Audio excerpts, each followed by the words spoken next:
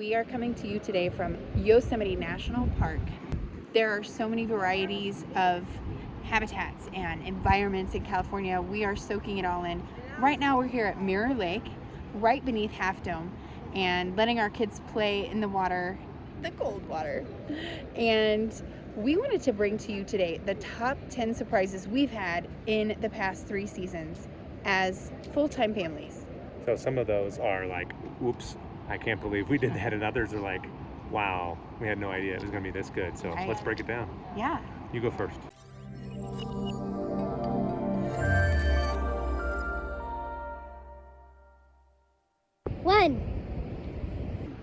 One of my favorite surprises was Bryce Canyon. That was unbelievable. It was kind of a small but doable hike for us, and just the payoff for the little work was one of my favorite parks. I'm sure I have so many more to go, but so far, so good. Number two. One of mine was Boston and New England in general, but we had no idea how much we were going to love Boston. We said it numerous times while traveling. This is a place we could totally settle, and Boston was one of those. The harbor, the boats, the city life, not the too history. big. Yeah, that's definitely one of mine as well. Number three. A great surprise for us was Salem, Massachusetts in October. That was awesome. We went there the weekend before Halloween, and it did not disappoint. We were able to get involved with a tour, which I was expecting to be booked, but we were able to catch a little bit of the history and the true stories of Salem and still get that spooky, eerie history of October and Halloween that really satisfied our kids. Yeah. Number four. The beaches of Southern California. We're like ready to buy a house on the beach, except we can't afford that. Yeah. Nice surprise. So much to do, whether it's just as simple as you having a safe spot to sit while your kids play in the water, to the water sports, to the boat tours, the fishing. I mean, it was awesome. And I would second that and say the prices of apartment living on the coast. I know that shouldn't be a surprise, but it was a surprise in Marina del Rey, and we were able to do it for a short time and had a blast. 5. Harvest hosts were a phenomenal find and experience. We have yet to have a bad experience with Harvest host. There are different roles and different flavors with each host that you stay with. Our number one favorite time was the farm. Episode 15. Yeah, we knew the harvest hosts were going to be awesome, but not this good. Yeah, our kids they just went all in and experienced the full flavor of a harvest host, helping with the chickens and the turkeys and the milk and the tractors, and whether it's been a winery or a farm or the different types of harvest hosts there are, no matter what we've done, it's been really special for us. Absolutely. Number 6. Another great surprise for us is as we're traveling north, the scenery gets more phenomenal and beautiful, and the trees are fantastic. The redwoods and the sequoias are ginormous, and you can't avoid being humbled when you're driving through a certain path, and these trees that you can't even see are towering over you. It's a beautiful sight. The next one is just the experience of unplugging while we camp. Yeah. And not having devices to lean on, and just spending time with each other and being creative, taking advantage of the amenities in the park or local national parks, and just watching what happens to the family when our time together doesn't center around a screen, whether that's work or play. It's been pretty special. A great surprise that we've also experienced is the lack of attachment to material things. I know we work very hard on that, but it's so satisfying to go to your hometown or to another spot where you see other kids completely oblivious to other humans or to just being able to satisfy themselves. And our kids are great.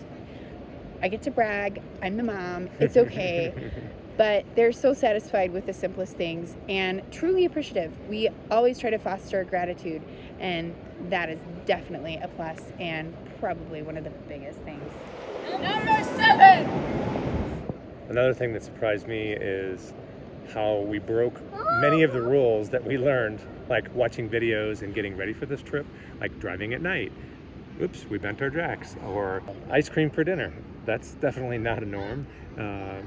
When we showed up at the RV dealership and our frame was bent, that was a huge surprise. That was surprising. Still not sure what How the that cause of that happened. was, but it's funny looking back on certain rules you set when you set out. You know, like everybody, right, we're going to have roles and jobs. Walk around, make sure the locks are locked before we take off, and then the kitchen window, flies open on the fifth wheel. Or, Oops. yeah.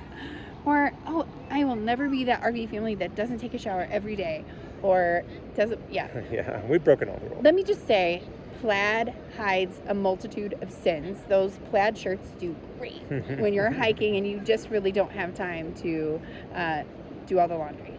Numero 8. Another great surprise was the RV community and how when you enter into this lifestyle, you always have a friend, a neighbor, something like that to help out. And I will just tack on to that there are rules and regulations that you should probably follow and do a little bit of research as you travel and camp full time, especially with kids. We definitely try to be cognizant of the imprint that we're making, whether it's noise or trash or just, Use of resources. and sometimes we miss the mark. And I think it's happened once or twice where the neighbors were not completely great with being next to kids. But I guess that's also surprising. It's the other flip side of the coin. For the most part, I can't believe the wealth of knowledge and generosity that exists in the RV community. Look at my hand. What? That goes along with, I can't believe we don't follow the same rules. Yeah. Like dirt under the toenails, Now look at it. or when you can't find something, you just do without. But how kids, they're so dirty. It's like you're camping 365 days out of the year. I never thought I would break that rule of don't go to bed with dirty feet. Well, sometimes you just can't get them clean. Number 9. One thing that surprised us is how the smallest things are always the best. When you go into an experience and you're expecting Disney, you're expecting mountains. It's the little things. We are right beneath Half Dome, and guess which rock they're excited about? Just this one. Little bitty. So when you go into something expecting drama or greatness, it often disappoints. But when you go into something just kind of open-minded and not expecting a lot, those are the moments that can be magical. Number 10. We'd always been the hosts of our friends and always had people over. You don't have to stop doing that just because you have an RV. You just have to live in a warm climate where you can have people over and, grill or just have them over for a bonfire. It is still a possibility. I was surprised at how much fun our pastor from our parish had. We invited our priest over for dinner in New Hampshire, and he had a blast. And he never came inside the RV, so there you go. And it's so fun how it kind of disarms people when you say, I live in an RV. Yeah. Or they're like, oh, that's great. And you get all kinds of reactions. But it is fun to entertain people in a way they're not used to. Bonus. So living in an RV, you give up all those creature comforts of home. So whether at home or visiting friends around the country, when we get to be with our friends in their home, the hospitality and those comforts really come alive. It makes your heart even more grateful for the things that maybe you took a little bit for granted all those years. Yeah, the children absolutely love when we are visiting friends and family, and not just for the friends and family, they will speak about their meals and the ovens and Toys. Yeah, backyards. Of course, we have the greatest backyard. Another surprise I thought of on the way down the mountain was how invigorated our children are with hikes and climbing. I remember the first couple of hikes we did, I took bribery material. I thought I was gonna have to like really pull their leg, pull their arm. What is it called? Convince them to go. And as long as the hike is challenging enough, they are all in. Now, my 15-year-old is not 100%, but And the perceived payoff matches the work.